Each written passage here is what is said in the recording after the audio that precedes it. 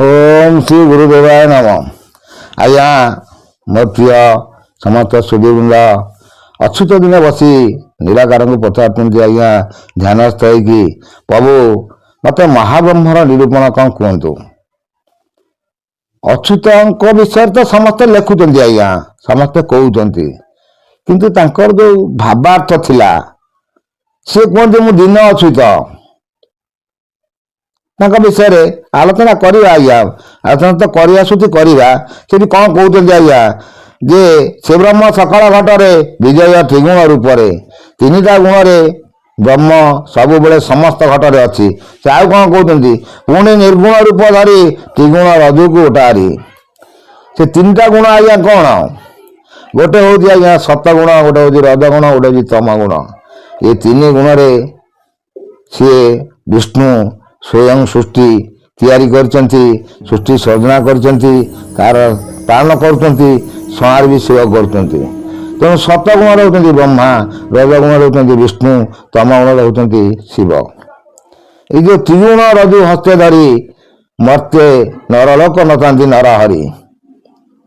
तेणु सी सब बहुत तत्व ज्ञान आज्ञा आस्ते आस्ते आपण कही आसुची महाब्रह्म निरूपण करवा बड़ ही कठिन आज्ञा अच्युत को स्वयं निराकार कहते महाब्रह्मकर जो कथा पचारू ताको निरूपण करवा बहुत बड़ कठिन अच्युत अमृत सही तांकर आदि अंत नाही सी एमती गोटे जिनस सी होती स्वयं अमृत आमर कथार अच्छी गोविंद गोविंद गोविंद पद गलुथी मकरंद से मकरंद पान कर हेड़े तरिले बदनारी से बद नारी पୟରେ चित्त मो थाउ निरंतरे आज्ञा से जो पद से ब्रह्म पद तार अमृत झरुवा तार जब ध्यान करेंगे आपण ध्यानस्थ हेबे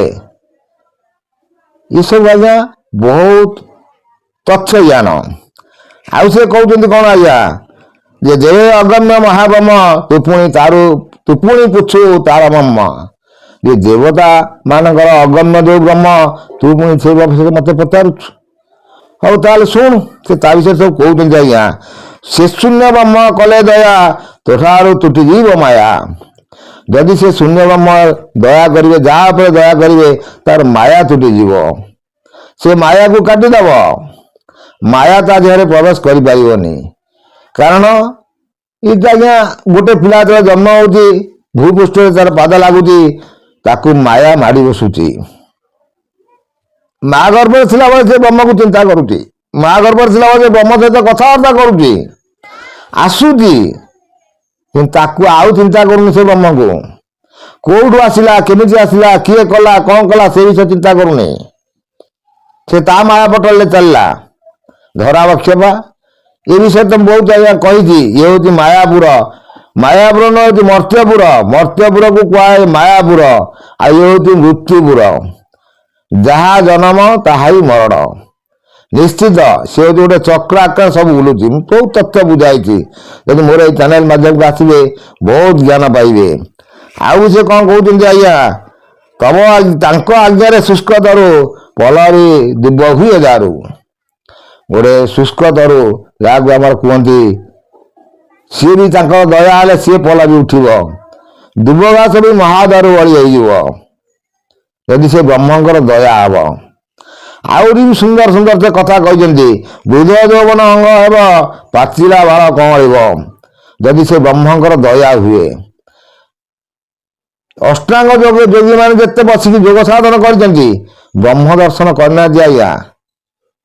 ब्रह्म को दर्शन करने सेमती मार्ग सेमती रास्ता सेमती पथ दरकार आज्ञा बहुत तथ्य सब अच्छी भारी कष्ट आज्ञा ये त्रिकूट संधि आपंकर से कहते आम सब ये त्रिकूट संधि पवन उठेगी उठी से ब्रह्म दर्शन कर बहुत गुप्त ज्ञान आज्ञा